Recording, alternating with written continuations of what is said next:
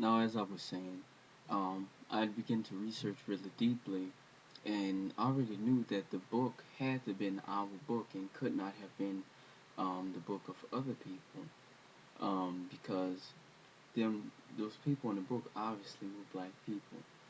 So as I began to study and research, I began to learn so many things about biblical culture and or Hebrew culture and learn Hebrew and different things. Begin to take actual Bible classes, not like Bible classes at church, but at a university institute. So I began to learn all the things that our pastors learned in seminar, and it freaked me out.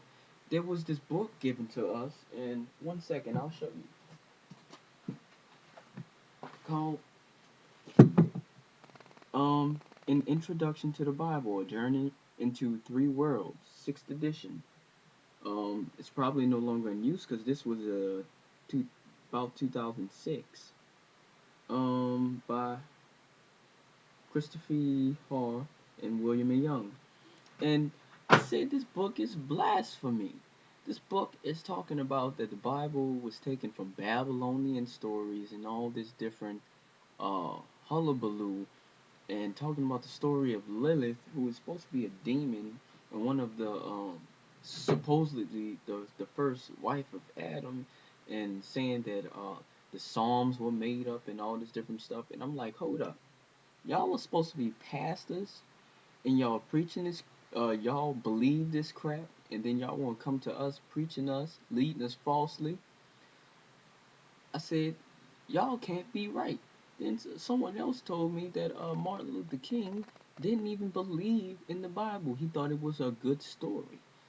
So, and he thought it had a good message, but he didn't believe in what was in it. So I began to question. I be like, these pastors really aren't right, and they really aren't leading us in the right directions, especially if they're being taught this stuff and then come to church and teach you a entirely different thing. They know the name of the Most High, but they won't teach you it and won't teach you to use it. At least use the form Yahweh, but they wouldn't even do that. They know the name of Yahshua or Yahoshua, but they wouldn't even teach that.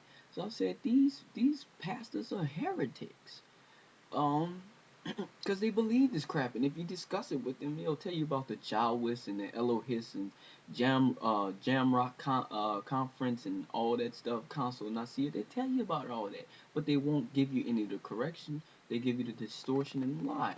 So I began to research, but also began to feel like I was a little lonely because I've been thinking like this for quite some time, that the Bible was a book of black people, and this pastor whose class I took at a university admitted that I knew more than him, especially about the subject, in front of the whole class, and I just began to want to find other people who thought that the Hebrews were black as well, because I felt the Most High had guided me to this, since He had took me to the blessing of Abraham and made me basically I felt He made the promise to me as well. Um, find that that's all Abraham's children. That He'll make the promise to if we keep His commandments, His statutes, His ordinances, and His judgments. So I began to research and I find these black Jews on the internet. Um, and that's when I got more tools. I was like, wow, I'm not the only person who knows that the Bible is a people of blacks. And that the Hebrews were black people. I was like, whoa.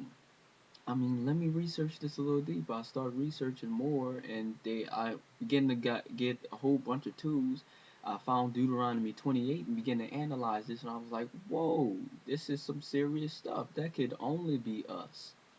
All these curses that they outlined, saying that they go to Egypt or the house of bondage in ships, that they have a yoke of iron around their neck. Like we were taken to slavery, we would put these iron rods or chains around our necks. Some of them were four pronged, some of them were like chain lined by our necks.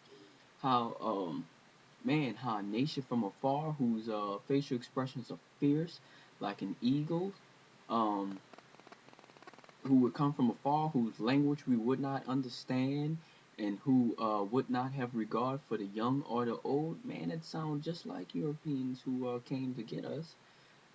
How we would lay down with a wife and another man would take her. That's how they constantly rape women during slavery. I mean, how another man would take your children. That's adoption today. Uh, well, another people would take your children. That's adoption today, and that's what they did during slavery. They just take the babies and uh, sell them off. Um, Man, it was like us to the T. So I began to study. I was like, man, this is really not a joke.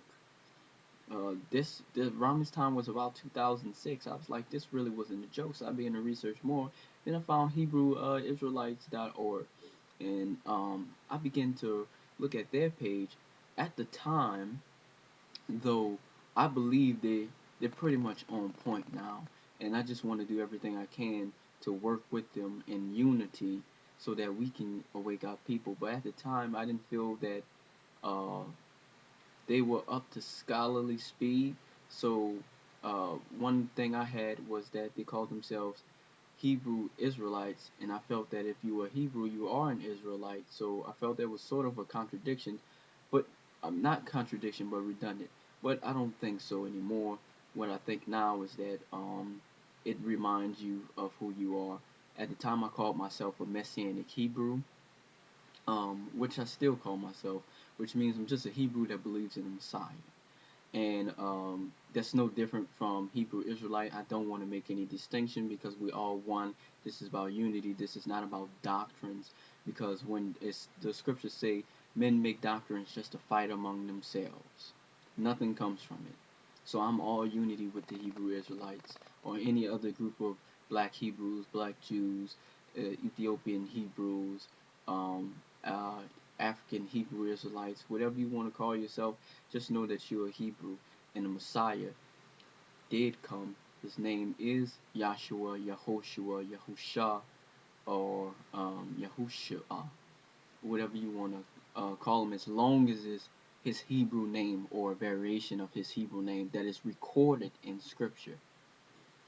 Um, so yeah, I got away from that for a little while and began to study.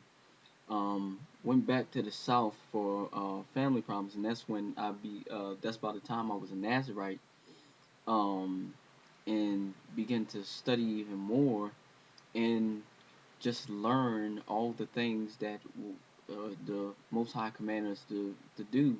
I knew that I was a Hebrew. I believed in the Messiah, so I started studying more to become a workman approved, so I could do what I needed to do for the Most High's people, and do whatever He willed me to do.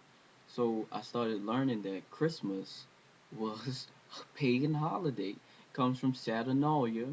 It comes from Saturnalia, from Yuletide, and he's call it Yuletide all the time.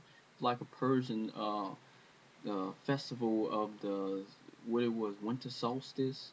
Uh, yeah, I believe winter solstice, when the sun is in a certain point in the sky. And during Saturnalia was a Roman holiday where men exchanged presents. They beat their wives and had homosexual sex.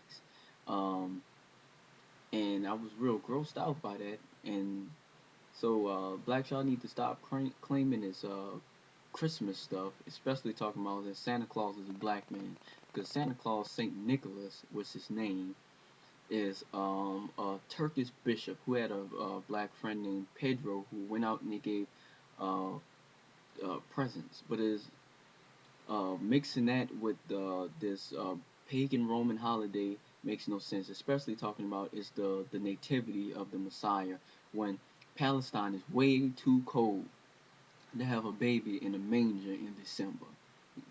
So if ideally he's probably born sometime around June, if that. Who knows? I don't have a date, and neither do any of us. So that's not to what we should focus on, and stop focusing on these things that don't make sense, but focus on the things that the Father wants us to focus on. And I'll end this clip right here and continue.